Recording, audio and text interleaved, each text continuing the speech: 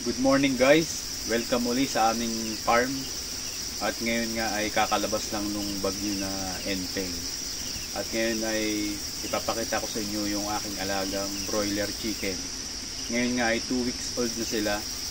At ipapakita ko sa inyo kung gaano na sila ngayon kalaki. So bali ito nga pala yung ating bagong binhi ng nyog. Itatanim natin kasi umulan na, pwede na ulit magtanim ng nyog. Ayan guys, punta tayo sa ating manukan at para ipakita ko sa inyo yung ating alaga. Ito nga pala yung ayan guys, bago tayo pumunta sa ating manukan, ito nga pala yung aming kinukuha ng tubig. So bali yan, galing yan sa itaas nung bundok. So gumanda nga yung tubig niya kasi yung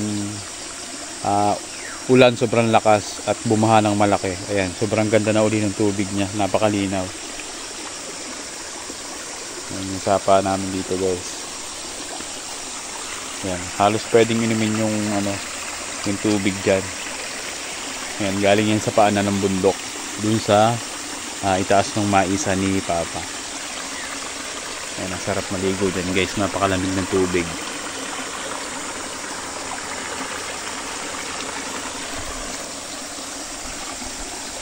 Ayan guys, pupunta na tayo sa ating manukan. Doon. Ayan yung ating mga binhi ng nyog pananim. So bali isa na lang yung natira na bunga ng pinya. Ayan, hinog na. So pipitasin natin yun mamaya. Ayan, gumanda rin yung mga pinya.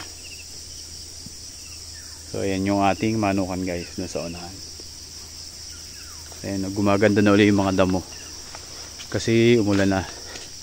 Ayan guys, may dala tayong camping chair. Ayan yung ating manukan guys. So bali yung ating mga native ay inilpasan ko na. Ayan, bali yung inahin natin ay 4 na. At yung nangingitlog nung nakaraan ay napisa na. Bali 8 yung kanyang sisiw. Ayan guys, sasarduhan natin kasi baka lumabas yung mga manok.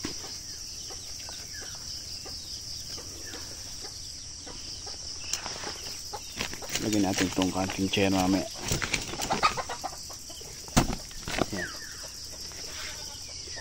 So bali ito yung bagong pisang manok guys. Ayan. So 8 yung sisiw nya. Ayan yung nangitlog doon sa puno ng nyog nung nakaraan. Ayan, napisa na lahat. So bali 8. Tapos yung nandito nung nakaraan na sisiw na 5, winalay ko na. So nandiyan sila sa loob. Ayan. Ito yung ginawa ko na kulungan. So bali 5 yan. Ayan ang kanilang harang. So malaki din itong ginawa kong walayan ng sisiw guys. So bali ito yung papaitlugan natin ng mga native. So binuksan ko na yung pinto para babalik sila dyan sa hapon. Yan, dyan sila hapon sa gabi. Ayan yung mga pugad nila. So bali pinaghiwalay ko yung 4 kasi merong inahin na matapang. Ayan yung ating padamihan ng native. So bali nandito na sila sa naka pre range na sila. So doon yung tandang natin. Isa, bali 4 na yung inahin. Kasama tong may sisiw. So ito na yung broiler natin ngayon guys. Ayan, 2 weeks na sila. Tingnan nyo, ang lalaki na. Ayan, bubuksan natin yung pinto guys para makita nyo. Bubuksan natin yung ilaw. Ayan, ayan guys. Siset ko lang yung camera para makita nyo. So ayan na guys yung ating 2 weeks old na broiler chicken. Ayan guys, tingnan nyo, ang lalaki na. So ayan, wala lang akong dalang timbangan. Pero yung timbang niyan, mahigit na yan. Mahigit 1/4. Ayan. Halos nasa kalahating kilo na nga. Ang lalaki.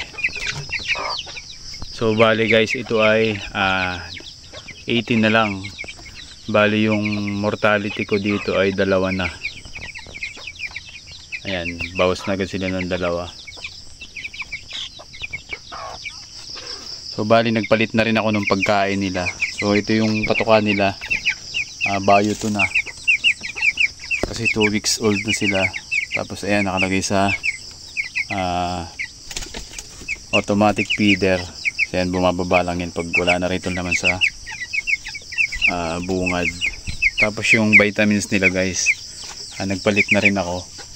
Hindi na yung Betracin Gold. So nagpalit na ako nitong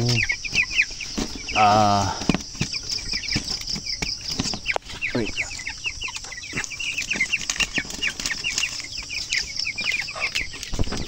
So ito na yung vitamins nila ngayon guys. Ayan, Vitamin Pro na yung gamit ko kasi malalaki na sila. So 25 pesos din yung isang sachet nya. So ito na yung ginagamit ko ngayon guys. So maganda naman yung ano nila, yung laki nila, sakto lang doon sa kanilang edad. Nakita nyo naman ang ganda ng katawan, ang lalaki ng mga paa. So yung ating pakain nga ay Unli. Ayan, hindi ko yan pinapaubusan dito sa unlimited automatic feeder. Saka yung ating ilaw sa gabi, ayan, solar. So maganda lang dito guys, talaga wala akong gasto sa kuryente.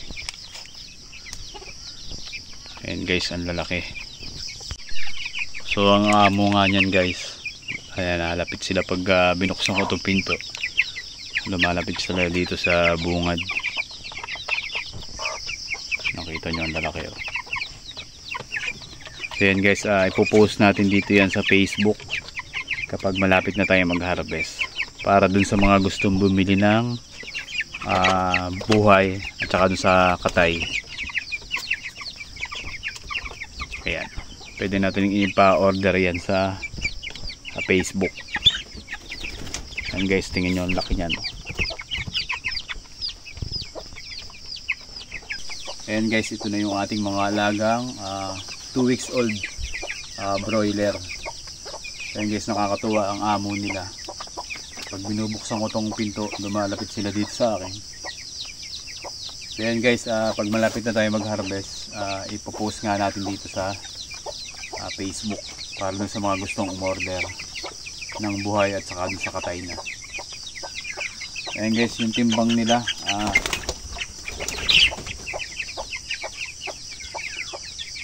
nasa kalahating kilo na.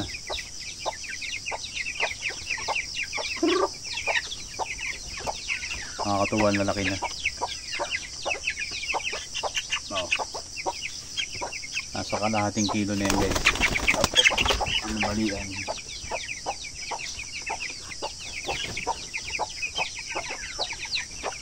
So yung pagkain nga nito ng atin guys ay yung Unli, para mabilis silang lumaki. Saka yung vitamins nito ay ganun din, dapat hindi sila mauubusan ng tubig, saka lalo na sa patuka. Kaya yung ginawa ko dito guys ay yung automatic feeder. Saka sa gabi kumakain nga din sila, kaya kailangan, importante yung ilaw. Kaya guys, maraming salamat sa panonood at abangan nyo yung ating pag-harvest nitong ating alagang broiler chicken. Ayan guys, thank you sa panonood.